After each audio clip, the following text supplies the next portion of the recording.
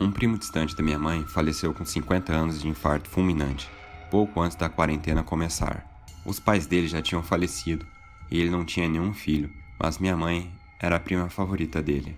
Por isso, ele deixou a casinha dele de herança para ela, localizada em Pirapora do Bom Jesus. É uma cidadezinha não muito longe da capital de São Paulo, que é famosa por ter muitos terreiros de Umbanda e Candomblé. Também é famosa pela Romaria Católica que vai até o Santuário de Bom Jesus todos os anos. Partimos eu, meu irmão mais novo e meus pais em uma viagem de carro que demorou cerca de 1 hora de São Paulo. Minha mãe ia cuidar da burocracia do funeral e do enterro. Entre esses dias, a quarentena começou. Meu pai voltou para São Paulo com o carro que viemos. Ficamos eu, meu irmão e minha mãe na pequena casa. Eu não conhecia esse primo. Acho que eu o vi 2 ou 3 vezes na minha vida. Porém, minha mãe estava devastada. Era um primo que cresceu com ela. Decidimos ficar mais alguns dias após o começo da quarentena na casa. As aulas foram suspensas e minha mãe é dona de casa. É uma cidade tão pequena que é fácil de se locomover a pé. Em nossas primeiras noites senti falta da internet. Meu primo falecido tinha uma televisão, mas sem canais a cabo. Tive que me virar com meu 4G. Depois de uma semana lá, minha mãe decidiu que íamos embora no próximo final de semana. Ela pediu para que meu pai fosse nos buscar no sábado. Até lá, eu e meu irmão tentávamos quebrar o tédio, ficando no celular, andando pela cidade e até assistindo ao jornal do canal aberto por notícias da quarentena. Até então estava sendo uma estadia normal. Na nossa segunda semana dormindo lá, eu, meu irmão na sala e minha mãe no quarto anexo à casa, já que ninguém quis dormir no quarto do primo.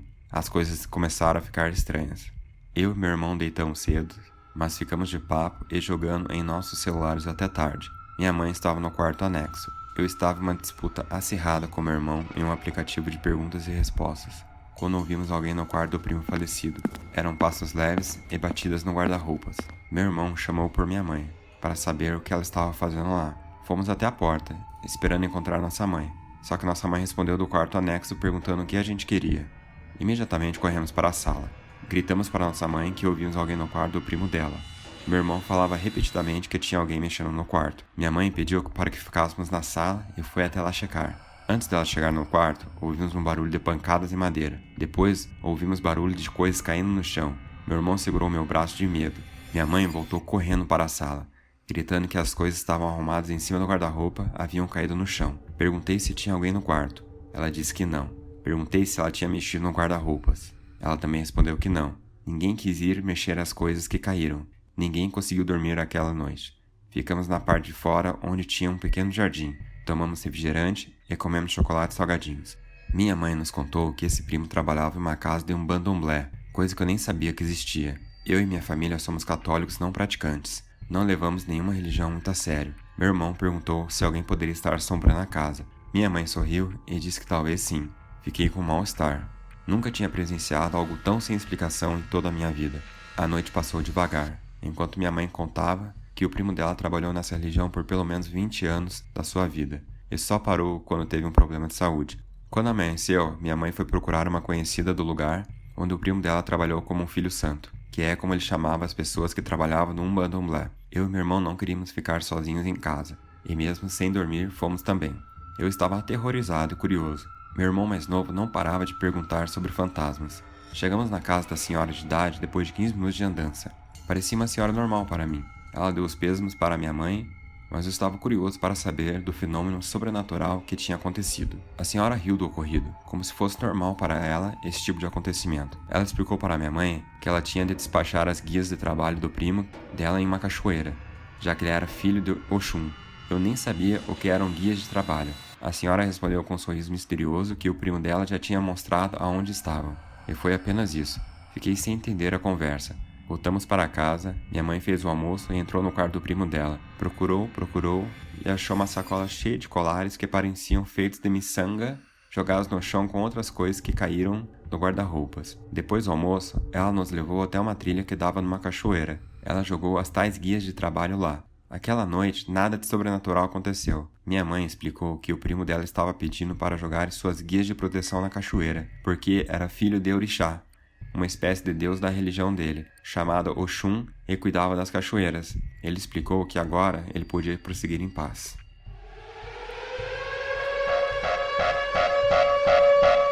Quando a quarentena foi imposta em Chapecó, uma cidade de Santa Catarina, tive a sorte de poder trabalhar de home office. Sou designer gráfico em uma agência de publicidade e nossa demanda diminuiu, mas consegui manter meu emprego. Moro sozinha, aliás, moro apenas com meu gato, coisa que eu adoro. Ficar em quarentena só foi difícil por parar de sair com meus amigos e visitar minha mãe, mas no geral fiquei bem. Depois de uns 15 dias em quarentena, eu já estava muito carente. Sentia falta de sair, dos colegas da agência, dos amigos, da minha mãe e até do meu padrasto. Depois de trabalhar por um dia todo, resolvi instalar o Tinder para me distrair. Conversei com vários rapazes durante a noite. Fui dormir de madrugada. Isso continuou durante a semana toda. Em um sábado, dia que tiro folga do home office, estava sentado com meu gato assistindo televisão. Meu celular começou a tocar. Olhei o número que estava me ligando e não o reconheci. Mesmo assim atendi. Uma voz masculina do outro lado chamou pelo meu nome. Intrigada, respondi que era eu mesmo e perguntei quem estava ligando. O homem do outro lado da linha respondeu que era apenas um admirador. Eu achei que era brincadeira de alguém e perguntei quem era de novo. Ele pareceu ofendido de eu não saber quem ele era. Falou que sabia meu nome, que o nome do meu gato era Negresco porque ele era todo preto, que eu estava lendo A Culpa é das Estrelas e achava a minha pinta do canto direito da minha boca muito sexy. Meu coração começou a bater mais forte e senti nojo. Senti nojo por aquele desconhecido saber tanto de mim.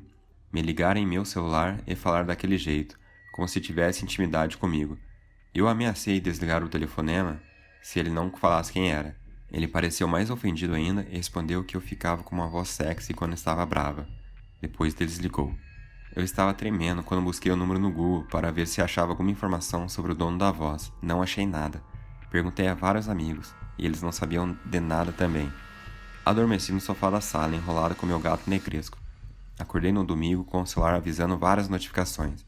Abri a tela e vi que alguém tinha me pedido permissão para me marcar como em um relacionamento sério no Facebook.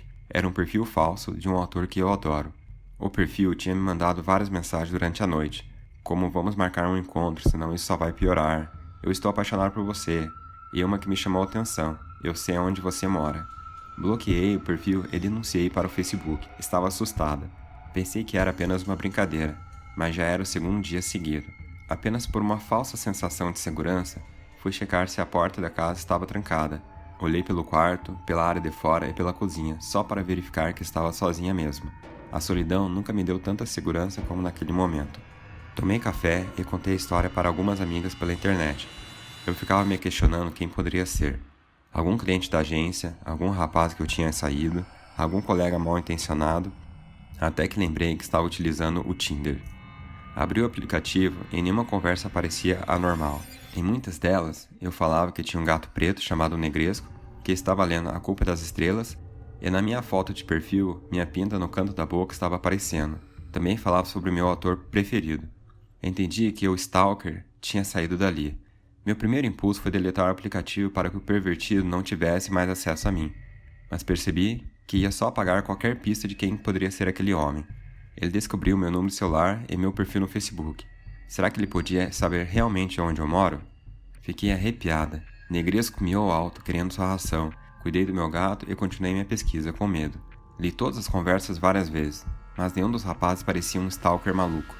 Tentei entrar em contato com uma colega advogada. Estava com medo de ficar em minha própria casa, mas não tinha opção. Pensei em ir para a casa da minha mãe e meu padrasto, mas fiquei com medo do homem estar à espreita, me esperando para sair e fazer alguma maluquice comigo durante o trajeto. Chorei sem saber o que fazer, enquanto recebia mais mensagens em minha página no Facebook. Ele tinha feito outro perfil e dizia que hoje à noite iria me visitar. Quando mais a tarde ia passando, mais aterrorizado eu ficava. Até que minha colega advogada me respondeu e deu algumas dicas de como encontrar quem era o stalker. Ela me disse para puxar conversa com todos os homens suspeitos no Tinder e falar com eles coisas diferentes. Com medo, mas sentindo que estava no caminho certo, chamei todos e comecei a conversar. Apenas um respondeu na hora. Meu alerta interno disparou que era aquele homem que estava me perseguindo, mas continuei com o plano da minha colega. No meio da conversa, eu disse que adorava orquídeas e que meu sonho era receber essas flores de presente. Conforme foi anoitecendo, outros homens me responderam, e para cada um deles, eu falei que gostava de um tipo de flor diferente e que adoraria recebê-las de presente. Deu 6 da noite no relógio, Negresco estava enrolado em mim no sofá, quando recebi uma mensagem no meu Facebook do perfil falso. Ele dizia que estava a caminho da minha casa levando rosas vermelhas. Estremeci, já sabia quem era o pervertido, Só tinha dito a um deles que gostava de rosas vermelhas. Entrei em contato com minha colega advogada e liguei para a polícia. Expliquei que uma pessoa estava ameaçando vir à minha casa. Eles disseram que iam mandar uma viatura na hora. No meio tempo, minha colega conseguiu achar facilmente o verdadeiro perfil de Facebook do pervertido. Parecia um homem normal e em seu estado de relacionamento estava como casado. Resolvi que tinha que agir. Entrei em contato com ele e informei que a polícia estava a caminho, que sabia que era ele quem estava me perseguindo e que ia fazer um BO naquela mesma noite. Quando a viatura chegou, os 2 perfis falsos tinham sido apagados. Felizmente, por instrução da minha colega, eu tinha prints da conversa do segundo perfil.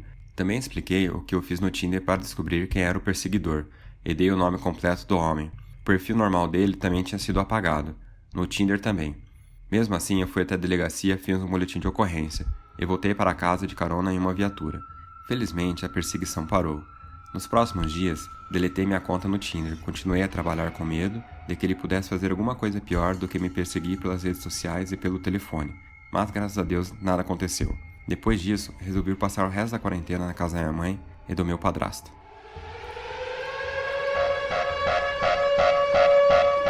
Eu moro em São Paulo e tenho um sítio em Mairiporã que alugo para eventos. O lugar tem um casarão enorme, com 5 quartos, 6 banheiros, estacionamento, piscina, quadra poliesportiva, área para churrasco, salão de festas e uma casa para o caseiro. Com a determinação da quarentena, as pessoas ficaram impossibilitadas de fazer casamentos e aniversários. Perdi alguns contratos, tive que fazer alguns reembolsos e meu sítio parou de me dar lucro. Avisei ao meu marido que, já que o sítio não estava gerando dinheiro, que eu mesmo iria lá limpar, em vez de chamar a nossa diarista. Dessa forma, eu já verificava os próximos reparos necessários com o caseiro. Decidimos utilizar o período da quarentena a nosso favor, reformando tudo que fosse preciso no sítio. Tenho medo de dormir no sítio sozinha, mas o nosso caseiro estaria lá.